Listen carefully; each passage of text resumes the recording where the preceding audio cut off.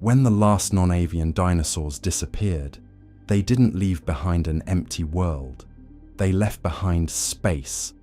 Entire ecological roles suddenly became available, and something had to fill them. In the Paleocene, mammals quickly filled these empty roles, taking on a wide range of forms that would not last. Across dense forests and humid landscapes, strange herbivores and omnivores began to appear. Some of the earliest large-bodied mammals already challenged expectations. Coryphodon, a pantodont weighing up to half a ton, moved through wetlands with a heavy, rounded body that recalls a hippopotamus. Yet, it belonged to a lineage with entirely different origins. Pantodonts themselves remain enigmatic, possibly distantly related to even-toed ungulates, but clearly following their own evolutionary path. Another member of this group, barylambda, carried massive limbs and a thick, muscular tail, giving it a silhouette closer to a giant ground sloth than to any modern hoofed animal. Titanoides, yet another pantodont, combined a bulky body with large tusk-like teeth, creating an animal that might have resembled a bear at first glance, though its ancestry tells a very different story. These were not isolated forms. Multiple large-bodied mammals appeared soon after the extinction, occupying roles that had previously been unavailable. Not all early ungulates were so large. Phenacodus, a small, lightly built animal, stands close to the origin of perissodactyls, the group that would later include horses, rhinoceroses, and tapirs. Yet it was no specialized herbivore. Its dentition and body plan suggest an omnivorous diet, likely including invertebrates and small animals, feeding across the forest floor and undergrowth. From forms like this, more specialized herbivorous lineages would later emerge, showing how major evolutionary groups often begin in far more generalized ways. Elsewhere, mammals developed even more unusual combinations. Prodinoceras, part of the Dinoceratans, bore large saber-like tusks despite being a plant eater.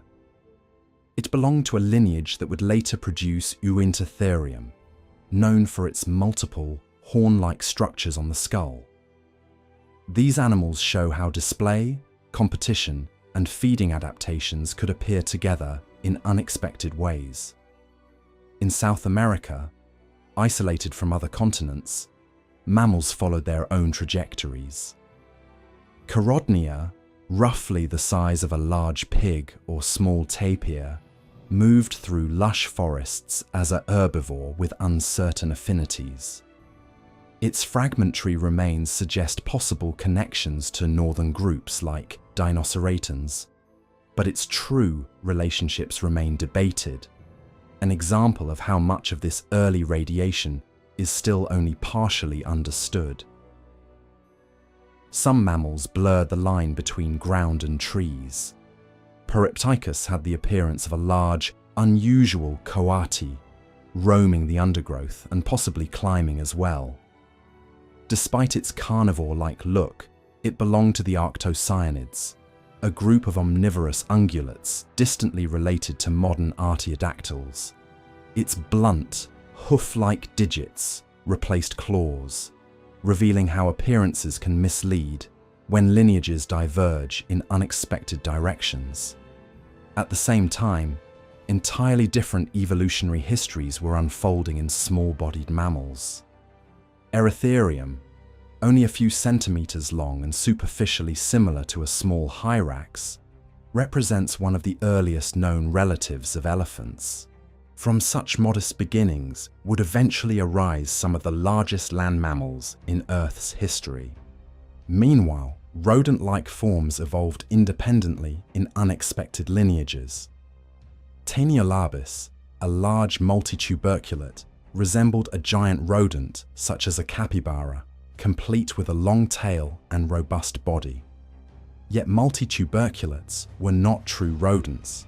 They had diverged from the lineage leading to modern marsupials and placentals over 150 million years earlier, evolving rodent-like teeth through convergent evolution rather than shared ancestry. Not every survivor of this reshaped world belonged to the rising mammalian lineages.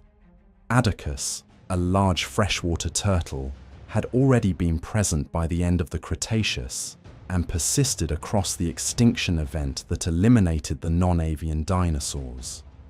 With a shell reaching at least half a meter in length, it was a substantial semi-aquatic animal, likely feeding on a mixed diet of plant material, small animals, and other available resources. Fossils attributed to Attacus are known from regions including Kazakhstan, China, Mongolia, and North America, suggesting a broad distribution across northern landmasses. Its survival adds another layer to the Paleocene world.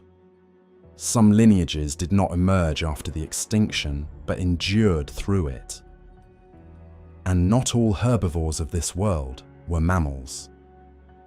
Gastornis, a large, flightless bird of the northern hemisphere, moved through forests with a massive body and a powerful beak. Once thought to be a fearsome predator, it is now widely interpreted as a herbivore, feeding on tough vegetation and perhaps fruits. Its presence reflects a broader ecological reshuffling involving multiple lineages, not mammals alone. Other lineages developed powerful, specialized feeding strategies. Psittacotherium, a teniodont, possessed robust jaws and strong forelimbs with large claws, likely used for digging into soil in search of roots, tubers, and invertebrates. Teniodonts themselves are a peculiar group of eutherian mammals with no close modern relatives, a lineage that flourished briefly before disappearing entirely. In the trees, early primate relatives were already diversifying. Plesiodapis, with a body reminiscent of a cross between a squirrel and a lemur, lived among the branches of dense Paleocene forests. It represents one of the early steps along the lineage that would eventually lead to modern primates, including monkeys, apes, and humans. Other arboreal mammals occupied even more specialized niches. Gypsinella, part of the enigmatic Apatotherians, had unusual teeth, somewhat comparable in function to those of the modern eye. It may have used them to gnaw into bark and extract insect larvae, occupying a niche later filled by entirely different animals. The Paleocene was not defined by stability, but by rapid diversification. Mammals expanded into newly available ecological roles, producing a wide range of forms, many of which would not persist. Some lineages disappeared entirely, replaced by more specialized descendants. But for a brief moment, mammals occupied a broader range of forms than we see today.